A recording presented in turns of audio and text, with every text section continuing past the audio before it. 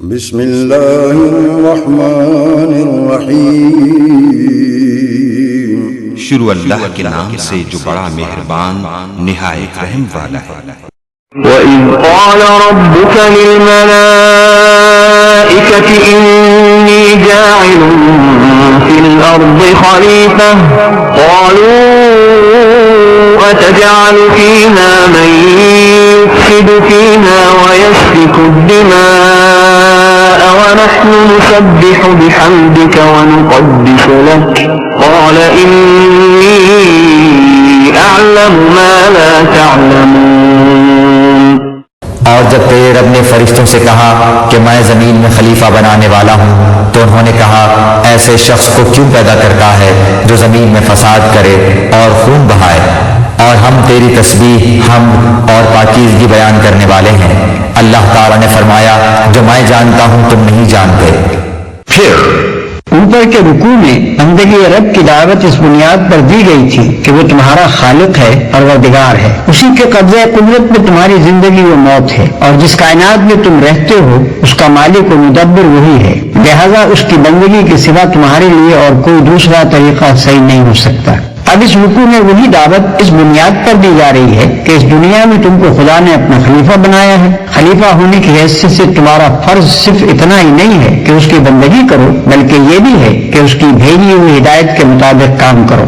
اگر تم نے ایسا نہ کیا اور اپنے ازلی دشمن شیطان کے اشاروں پر چلے تو بدترین بغاوت کے مجرم ہوگے اور بدترین انجام دیکھو گے۔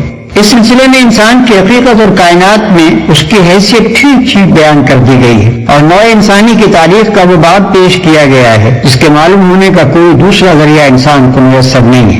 اس بات سے جو اہم نتائج حاصل ہوتے ہیں وہ ان نتائج سے بہت زیادہ قیمتی ہیں جو زمین کی تہوں سے متفرق ہڈیاں نکال کر اور انہیں قیاس و تخمین سے رد دے کر آدمی اخذ کرنے کی کوشش کرتا ہے۔ ذرا اس وقت کا تصور کرو جب تمہارے رب نے فرشتوں سے کہا تھا۔ ملک کے اصلی معنی عربی میں پیامبر کے ہیں، اسی کا لفظی ترجمہ فرستادہ یا فرشتہ ہے۔ یہ محض مجرد قوتیں نہیں ہیں جو تشخص نہ رکھتی ہوں، بلکہ یہ شخصیت رکھنے والی ہستیاں ہیں جن سے اللہ اپنی اس عظیم الشان سلطنت کی تدبیر و انتظام میں کام لیتا ہے۔ یوں سمجھنا چاہیے کہ یہ سلطنت الہی کے اہلکار ہیں جو اللہ کے احکام کو نافذ کرتے ہیں۔ جاہل لوگ انہیں غلطی سے خدائی میں حصے دار سمجھ بیٹھے، اور بعض نے انہیں خدا کا رشتہ دار سمجھا اور ان کو دیوتا بنا کر ان کی پرستش شروع کر دی۔ کہ میں زمین میں ایک خلیفہ بنانے والا ہوں۔ خلیفہ وہ جو کسی کے ملک میں اس کے تفویض کردہ اختیارات اس کے نائب کی حیثیت سے استعمال کرے۔ خلیفہ مالک نہیں ہوتا بلکہ اصل مالک کا نائب ہوتا ہے۔ اس کے اختیارات ذاتی نہیں ہوتے بلکہ مالک کے عطا کردہ ہوتے ہیں۔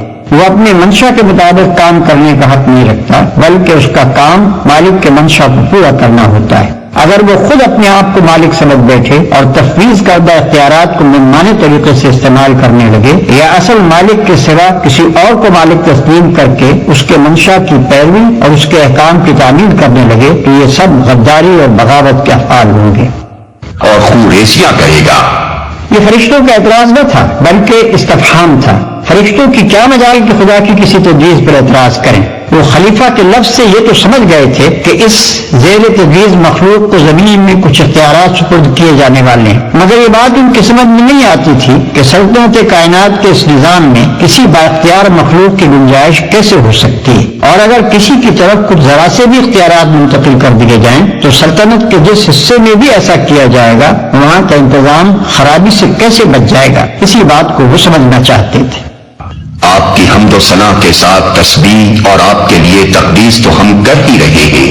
اس فقرے سے فرشتوں کا مدعا یہ نہ تھا کہ خلافت ہمیں دی جائے، ہم اس کے مستحق ہیں، بلکہ ان کا مطلب یہ تھا کہ حضور کے فرامین کی تعمیر ہو رہی ہے، آپ کے احکام بجا لانے میں ہم پوری طرح سرگرم ہیں، مرضی مبارک کے مطابق سارا جہان پاک صاف رکھا جاتا ہے، اور اس کے ساتھ آپ کی حمد و ثنا اور آپ کی تسبیح و تقدیس بھی ہم خدان ادب کر رہے ہیں۔ اب کمی کس چیز کی ہے کہ اس کے لیے خلیفہ کی ضرورت ہو؟ ہم اس کی مصلحت نہیں سمجھ سکے۔ تسبیح کا لفظ ذو معنی ہے، اس کے معنی پاکی بیان کرنے کے بھی ہیں اور سرگرمی کے ساتھ کام اور اہتمام کے ساتھ صحیح کرنے کے بھی۔ اسی طرح تقدیس کے بھی دو معنی ہیں، ایک تقدس کا اظہار و بیان، دوسرے پاک کرنا۔ فرمایا میں جانتا ہوں جو کچھ تم نہیں جانتے۔